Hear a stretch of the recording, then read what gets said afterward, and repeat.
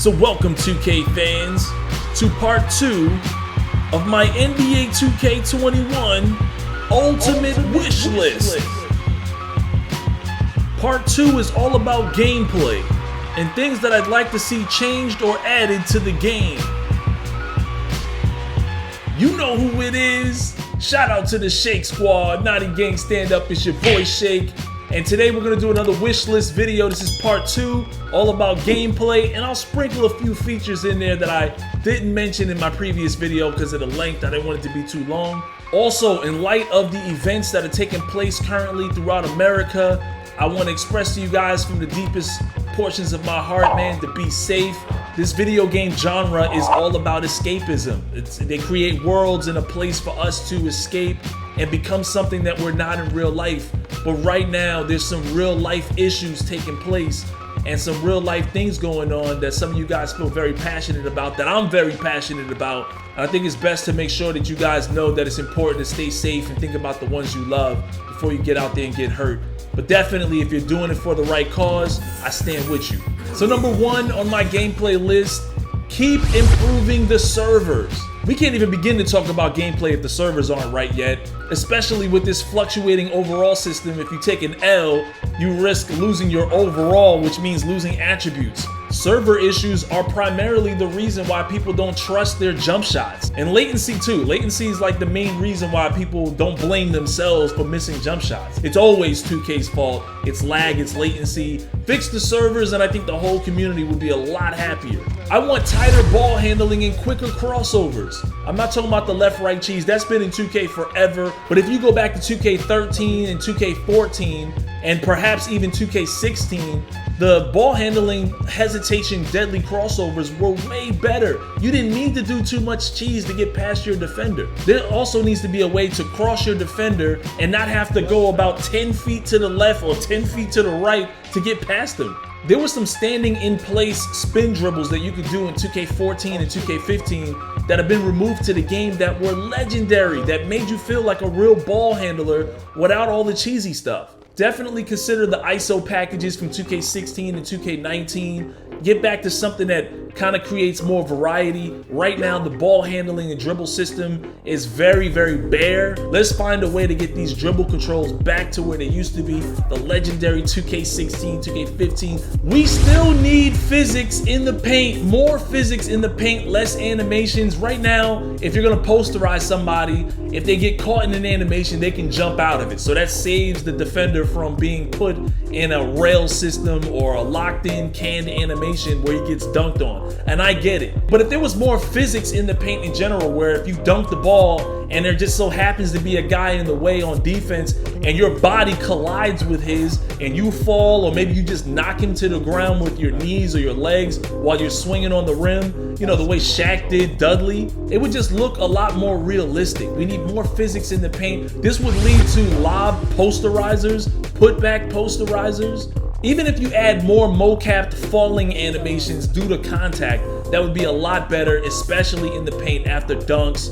Now I know 2K is not going to put fighting in the game because they have the NBA logo, they have to represent the NBA, and the NBA does not want that to be a representation of their game. But what about manual technical fouls and hard fouls? That is definitely a real part of basketball, and it could easily be a risk-reward system. The risk would be that if you do it twice, you get thrown out of the game like in real life. But the reward is that you could reduce a player's takeover. If a guy's heating up on the park or in my career and he takes a hard foul, he could lose, let's say, 10 or 15% of his takeover. If you learned anything from watching The Last Dance, that's what the Jordan rules were. Limit Michael Jordan, foul him hard to reduce him taking over the game. And it would be really dope if we seen on your second technical foul a cutscene that shows your player arguing or near fight about to break out. This way it's true to the game, it's true to the NBA regulations, it's more realistic, and you're not hurting anything that's associated with the NBA's representation.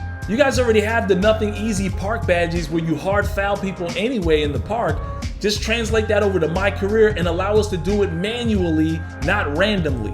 How about a catch button on defense? No more random deflections. I know there's plenty of times you feel like you would have just caught the ball because it went right to you, but your man deflected it out of bounds? And can we get some more ball physics? The basketball is made out of leather. When that hits human flesh, accidentally not being kicked or swatted away, it should not deflect and go, you know, pick up speed and go flying out of bounds every time. Sometimes you can't even chase it down. How about more buzzer beater shot animations and celebrations? From 2K16 to 2K18, there were one-armed buzzer beater animations, full court shot animations with one arm, like you're throwing the ball like a football. And that was really cool to see. And as for buzzer beaters, why can't we have, you know, the team run out on the court and celebrate and tackle a guy to the ground like it used to be in 2K15-16? How about have a good portion of the crowd in the front row area run out onto the court and celebrate with the team like they used to do in the old days?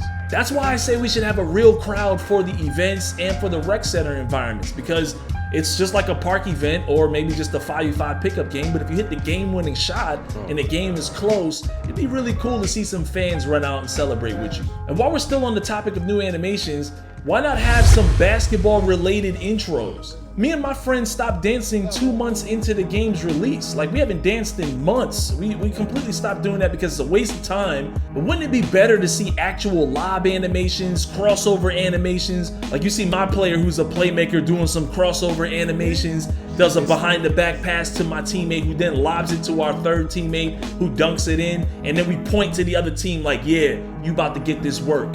Like, that would be a more basketball related intro. You can make thousands of those and it'd be way better than these dancing intros. And you can show the players building overall under them while they're doing those animations. How about the ability to do a shoot around after games? Instead of standing still, you know, 3 guys just standing there waiting for another team to come and you're just standing there being bored, you could be practicing your jump shot. You could be timing your shot, doing some dribble moves, waiting for the next game. Sometimes there's no one on the guy next and you kind of want to continue shooting. I think a shoot around for every mode would be way better. I mean, y'all already have it with Court Conqueror. The AI is already doing that in the game. And that's just one option. Like, you shouldn't have to get off the court to change your badges or switch animations. You should be able to do that in between games, at the end of games, or maybe you've got some new attribute points or some new badges unlocked and you don't want to get off the court to add those on. You shouldn't have to leave the park to switch your build. And it'd be great to be like, hey, this build, we're barely winning games, it's not working out, time to switch builds.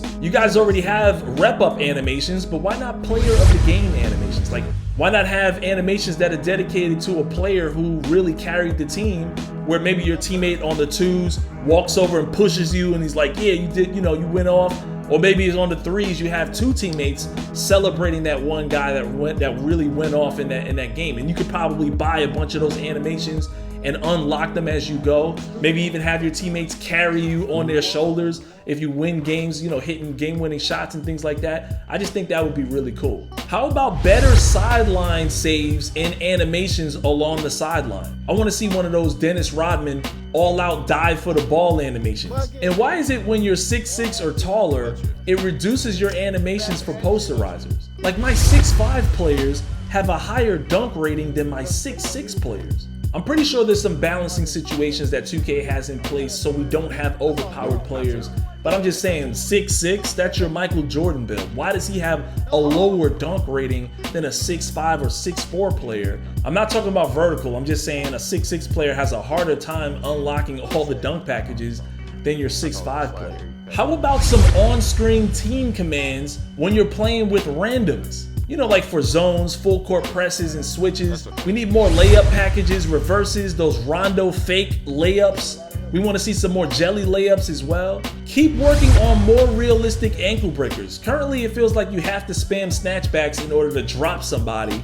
Keep that within Takeover. Just keep in mind that it gets very repetitive and very predictable for every playmaker in Takeover because the defender knows he's gonna spam snatchbacks to try to drop him to the ground. And park badges should be a grind, not a rep reward. I also think you should be able to deactivate park badges the same way you deactivate your regular badges. There's a lot of people that would love to be able to unequip those hard foul park animations. Once again, it would be cool if you could do them manually, like you choose when you want to knock somebody to the ground. But as for park badges, we definitely want to make that a grind and be able to unequip them and equip them like the rest of them. Now, obviously, ball tangibility, better AI awareness on defense, in transition defense, Lots of other gameplay mechanics offline matter to me as well. We want to reduce clipping. We don't want to see the ball traveling through the person's body or the arms, going through the neck and, you know, phasing through the backboard and things like that. That's an entirely different department, analytically breaking down a whole nother section of gameplay issues that the game has. But this video is mainly pertaining to the online experience, which is what I really like to see changed to make this community excited about playing 2K21. But anyways, guys, this video's been long enough. I have more items on my list. I'd rather save those for a later video and also include some of your suggestions from this comment section, and we can keep this series going until 2K21 drops. As always, smack that like button to show your support, subscribe, turn on notifications for more videos, and I'll see you in the next one. We need to have multiple locations for the rec center. It needs to be different atmospheres, different locations. It needs to have a lit crowd just like we had in the walk-on for 2K18. Just imagine if we had different locations for the rec center. You could have like a high school gym experience or a college atmosphere. Even outdoor locations would be dope too.